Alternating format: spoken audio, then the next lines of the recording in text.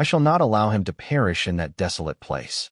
Jack ventured into the swirling snowstorm, his boots gracefully sinking into the icy embrace of the earth beneath. In the heart of the forest, the soft sound of a child's weeping echoed gently through the trees. No one could discern the identity of the mysterious figure. He welcomed the boy into his home, wrapping him in warmth throughout the night. As dawn broke the following day, the bank took possession of his cherished farm. He found himself bereft of all he once held dear. As the first light of dawn gently kissed the horizon, 6 military jeeps encircled his barn, their engines piercing the tranquil morning stillness. Type 8 if you hold the belief that kindness is always cherished and never in vain. Welcome to Great Man. Let us unveil the truths that lie beneath the surface. Jack Wilson, at the age of 44, cultivated the golden fields of wheat in the serene landscapes of rural Montana. 3 years had passed since he lost his beloved, and now he devoted himself to nurturing his 10-year-old son, Evan, on the cherished land that had been a part of his family's legacy for generations. This winter has been unrelenting. First arrived the early frost, which claimed half of his harvest, and then the breakdown of equipment depleted the meager savings that lingered. The bank had dispatched their third letter of caution. In a mere 14 days, the process of foreclosure shall commence. On that chilly afternoon, Jack was mending fences when he caught sight of a subtle movement at the edge of the forest. A delicate silhouette meandered through the trees, scarcely discernible amidst the gentle descent of snowflakes. As he approached, Jack's gaze fell upon a young boy, scarcely older than 7, meandering through the solitude. His garments lay in tatters, his visage jagged by the traces of earth and sorrowful tears. When inquired about his name, the child merely gazed back with wide, fearful eyes. "You're cold," Jack said, gently removing his coat to drape it around the boy's shoulders. "Allow me to whisk you away to a place where the sun embraces us warmly." The little one surrendered to Jack's gentle embrace as he carried him back to the warmth of the farmhouse. Within the cozy confines, he tended to the wood stove, crafted a warm bowl of soup, and arranged a charming makeshift bed beside Evan's. The boys regarded one another with a careful curiosity, until Evan graciously extended his spare pajamas along with a cherished stuffed bear, a token of warmth and comfort. "Tomorrow, we shall find your family," Jack promised softly, as the child surrendered to slumber, weariness gently conquering the lingering shadows of fear. As dawn broke, Jack placed a call to the sheriff's office. Deputy Blake made his entrance 2 hours later, casting a discerning gaze upon the unfolding scene, his suspicion palpable in the air. "You discovered him yesterday evening, yet you chose to inform us only now?" The deputy's pen danced gracefully above his notepad. "What held you back from reporting this at once?" The twilight had descended, casting shadows upon the perilous roads, and he found himself gripped by the chill of hypothermia, Jack recounted with a hint of urgency.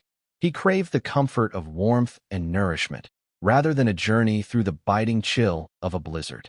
The deputy captured images of the boy, who remained silent, his lips untouched by a single word. His radio whispered softly with a reply from dispatch. No reports of missing children aligned with the description provided. "We shall need to bring him in for evaluation," Blake rejacked with a certain finality, "and I would appreciate a complete statement from you." As the afternoon sun cast its warm glow, soft whispers began to weave their way through the town. "The peculiar Mr. Wilson has been harboring a child upon his estate. He has always seemed peculiar since the passing of his beloved wife. He may struggle to care for his own son, much less another child." The next day, a bank representative graced us with their presence, accompanied by the sheriff. "Dear Mr. Wilson, in consideration of recent developments and following a thorough review of your loan status, we find ourselves compelled to expedite the foreclosure process. Your presence here raises certain concerns within the community." "Are there any concerns within the community?" Jack's voice ascended. "I rescued a child who was on the brink of perishing from the cold. That is a matter for the authorities to decide," the banker responded with a chill in his voice. "Kindly ensure that you vacate within the next 72 hours. Jack lingered in his yard, his gaze following the boy as he was whisked away in a county vehicle. No one inquired about the reasons behind his decision to take the child in. They merely beheld a solitary farmer, toiling in the fields, distanced from the bustling town, a man who cherished his solitude. A most intriguing suspect. Evan gently grasped his father's hand, a tender connection between them. Father, what is it that has stirred their anger towards you for extending your hand in assistance? Jack found himself at a loss for words. If you hold dear the notion that a rejackable soul merits remembrance, we invite you to remain with us. In the quaint town of Millwood, Jack found himself unjustly cast in the shadows, treated as a criminal even before any accusations had been formally made against him. The proprietor of the hardware store lamented that he was devoid of the supplies Jack sought. Upon their arrival for lunch, the diner unexpectedly found itself devoid of available tables for him and Evan.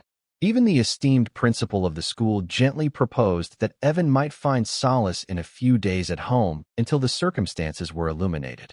A neighbor, who once borrowed Jack's tractor during the last harvest, now gracefully crossed the street to evade his presence. "Frank," Jack called out, his voice carrying a gentle lilt. "Ah, you truly understand me. I have called this place home for all my days. I simply acted as one might expect in such a situation." Frank gazed thoughtfully at his boots. "Perhaps it would have been wiser to simply call it in, Jack. Entrusted it to the experts. Shall we allow a child to endure the biting cold, awaiting the arrival of professionals who must traverse 40 minutes through a fierce blizzard?" The neighbor departed without uttering a word. The young boy, known only as Eli in the reports, found himself at Horizon Children's Center, nestled 2 counties away. No family stepped forth to embrace him. He lingered in silence, expressing himself solely with gentle nods and subtle shakes of his head. A week later, the center announced that Eli had vanished from his room. The Millwood Gazette's headline whispered of intrigue.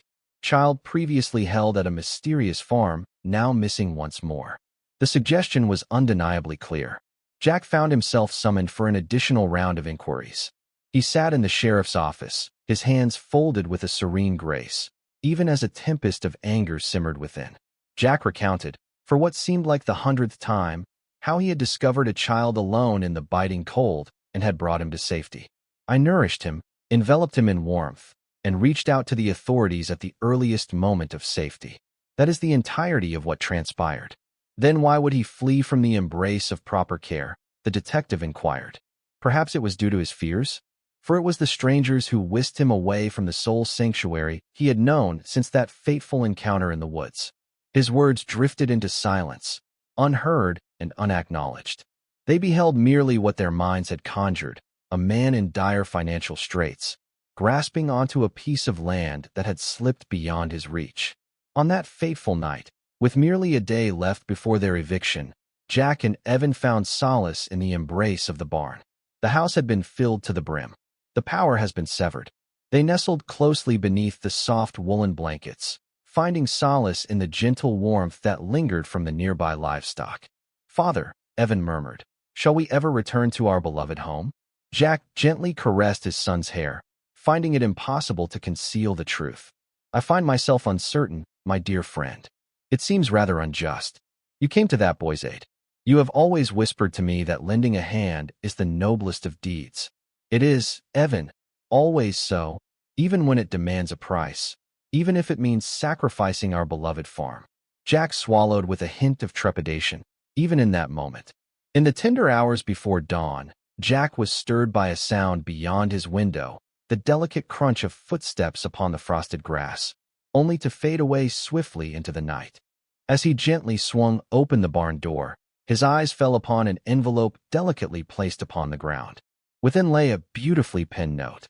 "My heartfelt gratitude for the precious gift of life you have bestowed upon my dear nephew. Though we cannot step into the light just yet, take comfort in the knowledge that you are not alone in this journey. Assistance is on its way." The note bore no signature, its handwriting exquisite yet strangely unknown. Jack perused it twice, then gently placed it into his pocket. Is it a heartless jest? A heartfelt message? He found himself captivated, as the careful strokes of the pen seemed to whisper secrets that beckoned him to linger a moment longer. Later that morning, as he carefully placed the final belongings into his pickup truck, Jack observed the neighbors peering from behind their curtains. Their gazes were not filled with animosity, but rather an emotion that resembled an unexpected sense of shame. No one had extended a hand of assistance. No one had come forth to speak in his favor. The community that had nurtured his family for 3 generations turned its back on him at the mere hint of scandal. As Evan ascended into the truck, holding tightly to his cherished backpack, Jack cast a final, lingering glance at the farm. The meadows where he guided his son in the art of riding a bicycle. The apple tree that his beloved wife had lovingly planted. The earth that cradled his family's imprints through the passage of time. "It is time to depart, my dear boy," he murmured softly. "Have you ever found yourself misjudged for simply following your heart? Express your thoughts if you feel it is unjust." The delicate blush of dawn began to unfold as Jack caught the distant sound of engines drawing near. Not mere automobiles, but the captivating growl of military-grade machines. He emerged from the barn, where they had shared their last night together, and beheld the dust clouds gracefully ascending along the access road. 6 camouflage-painted jeeps gracefully surged through his gate, elegantly arranging themselves in a perfect semicircle around the barnyard. Each vehicle displayed an insignia that was unfamiliar to Jack. Neither the Standard Army nor the National Guard. Neighbors stepped out from their abodes, observing from afar with a quiet curiosity. It seemed that someone had summoned the sheriff, who appeared shortly thereafter, his expression mirroring the bewilderment of those around him. Jack stood with a gentle grace before the barn door, guarding the peaceful slumber of Evan within. His hands lifted gently, a hint of uncertainty lingering as he pondered the possibility of arrest or something far more dire. The door of the lead vehicle swung open, revealing a man clad in tactical gear who emerged with an air of purpose. No visible rank, yet his presence exuded an undeniable air of command. He made his way to Jack with unwavering resolve, paying no heed to the throng that was forming around them. "Mr. Wilson, it is a pleasure to meet you. I am Commander Dalton. We are devoted to ensuring your safety." Before Jack could fully grasp the weight of this unforeseen declaration, another door gracefully swung open. A delicate silhouette leaped gracefully to the ground. Eli, the young lad he had saved. Trailing behind was a tall figure clad in civilian attire, his vigilant gaze ever sweeping the surroundings with an air of quiet intensity. "I find myself at a loss," Jack expressed. Commander Dalton spoke softly, his voice a gentle whisper. "The young one you discovered is Micah Thornton. His father, Special Agent Cole Thornton, stands as one of our most esteemed undercover operatives, diligently combating an international weapons trafficking network." The civilian gentleman, likely Agent Thornton, drew near, holding his son tenderly by his side. "3 weeks ago, our sanctuary was breached," he revealed with a hint of gravity. "In the midst of our extraction, fate led us to part ways. I had faith that Eli was—" He paused, a fleeting gesture momentarily breaking his composed facade. "Until your deeds revealed that he still breathed among us." "What held you back from stepping forward at that moment?" Jack inquired. "The operation continues to be in effect. Revealing this would jeopardize countless lives and the delicate efforts of years spent in quiet pursuit. We were required to keep a certain distance as we gracefully established our security protocols." Commander Dalton pressed on, his voice steady and captivating. "Your intervention has been a lifeline for this boy. Yet, the admiration you garnered also cast a shadow of peril upon you. The very individuals pursuing Agent Thornton would not hesitate to remove anyone who could possess valuable information. So you allowed me to lose it all instead?" Jack struggled to conceal the bitterness that tinged his voice. "No," Thornton replied with unwavering resolve. "We have been observing and readying ourselves with great care. The trials you have faced, the doubt and solitude, were the cost of your compassion in a realm that seldom acknowledges such grace. Yet, we shall never abandon our own, nor those who stand guard over them." Dalton gracefully gestured toward the gathered soldiers, who were now elegantly forming a protective perimeter around the farm. "As of 6 o'clock this morning, this property has been graciously appointed as a temporary safe haven, sheltered under the vigilant care of military protection. The foreclosure has been put on hold, awaiting a review for national security considerations." A graceful female officer approached, her hands delicately holding documents adorned with official government seals. "Your financial circumstances have been thoughtfully considered through a discreet compensation arrangement for your invaluable contributions to national security." Jack stood in silent awe as Evan stepped out from the barn, his eyes reflecting the surprise of the unexpected military presence. Eli liberated himself from his father's grasp and dashed toward the boy, a true smile illuminating his face for the first time since his salvation. Sheriff Langley pressed forward, seeking the answers he so ardently desired. Dalton gracefully intercepted him. "Dear Sheriff, this matter has now ascended to the federal level. At noon, we shall gather for a press briefing to gracefully address and clarify the misunderstandings surrounding Mr. Wilson's actions." The military set up communications equipment in the heart of Jack's kitchen. As the clock approached midday, national news vans began to assemble at the periphery of the property. A thoughtfully composed declaration revealed that Jack Wilson had, perhaps unknowingly, rendered invaluable support to a current federal endeavor, showcasing rejackable citizenship amidst personal sacrifice.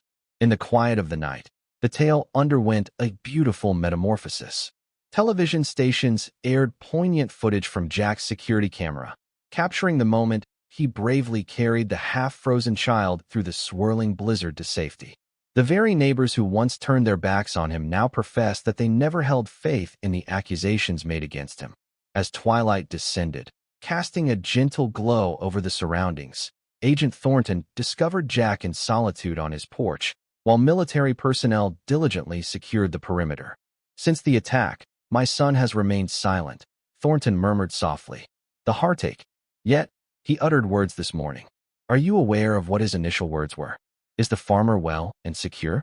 Jack cast his gaze toward the barn, where the two boys were lending their hands to the soldiers, tending to the last of the livestock with gentle care. He recalled the way you cradled him through the swirling snow, how you offered him warmth by the flickering fire, and how you selflessly provided your son's clothes, never pressing for answers when words eluded him. Thornton's voice took on a husky timbre. "That is precisely why I could not allow them to take your cherished farm. There are certain debts that defy quantification." As twilight descended, the townsfolk appeared, each in their own time, like stars emerging in the evening sky. At the gate, they placed delicate blooms accompanied by heartfelt handwritten notes of remorse. They lingered in an uneasy silence, the weight of shame palpable in their stances, until the military gently guided them away. Eli gracefully approached Jack, gently taking his hand in a tender gesture. "You saved me," he said, each word measured and intentional, as though he were reacquainting himself with the melody of his own voice. "Father speaks of you as a hero." Jack gracefully knelt to meet the boy's gaze. "I am but a humble farmer, tending to the land with a sense of purpose and devotion. It is something that anyone might have done, yet they did not," Eli responded, embodying the pure wisdom of a child. "You truly did. Have you ever chosen the path of virtue while others turned their backs? Your tale holds significance as well." 1 month later, Jack's farm had blossomed into a picturesque haven. The military presence had diminished to infrequent patrols, yet their fleeting occupation had bestowed enhancements throughout the land. Restored machinery, a fortified barn, and innovative irrigation systems. The bank loan was gracefully settled through an agricultural development grant, a gesture that all recognized as a form of government compensation. Jack had not attained great wealth. His existence gracefully revolved around the gentle cycles of planting and harvest, the tender rituals of dawn chores, and the serene embrace of evening rest. Every morning, he would ride out to survey the fields alongside his son and Eli, whom he now cherished as a foster child while Agent Thornton fulfilled his duties. The community had transformed as well. The farmers who had once shunned Jack now welcomed him to their Sunday dinners with open arms. The principal of the school extended a personal apology for the way she had treated Evan. Even Frank, the neighbor who once chose to cross the street rather than engage with Jack, unexpectedly arrived one day with his sons, offering his assistance to mend the fencing without a word of request. One morning, a delicate wooden sign graced the entrance of the farm, quietly positioned where a father embraced courage in the face of fear. Jack allowed it to remain upright. Agent Thornton graced us with his presence whenever the security protocols permitted. On one of those enchanting visits, he discovered Jack tenderly examining the wheat seedlings in the field, which had come perilously close to being lost. Thornton mentioned that the operation will conclude next month. Following my request, I seek a transition to a desk position. Eli seeks a sense of steadfastness. He shall long for your presence when he departs, Jack replied. Thornton gazed at the horizon with a contemplative air. In truth, I was wishing he might grace us with his presence here part-time. He possesses a unique charm when he is with you. Restoration. We are indeed, both of us. As the evening unfolded, fireflies danced gracefully from the fields, while the boys playfully pursued them through the deepening twilight. Jack found solace on his porch steps, enveloped in the serene ambience. The farm, once on the brink of being lost to him, now thrived with a vibrant sense of purpose. The community that once turned its back on him now held him up as a shining example. He felt rather ordinary, as if he were just another face in the crowd. He had resolutely chosen not to turn away from suffering when he possessed the means to offer assistance, no matter the sacrifice required. If that set him apart, perhaps the issue resided not within him, but in a world that had rendered compassion a rarity rather than a cherished norm. Though the world may seem indifferent, true justice inevitably graces us when we steadfastly embrace what is right until the very end. There are those who embark on their journeys without the intention of becoming heroes, yet their deeds inspire a profound gratitude within an entire nation. Have you ever found yourself misinterpreted for simply following the path of righteousness? Share your tale, for there are moments when kindness deserves a guardian as well. Join us for more enchanting tales, where the most poignant stories linger on, even amidst the quietude.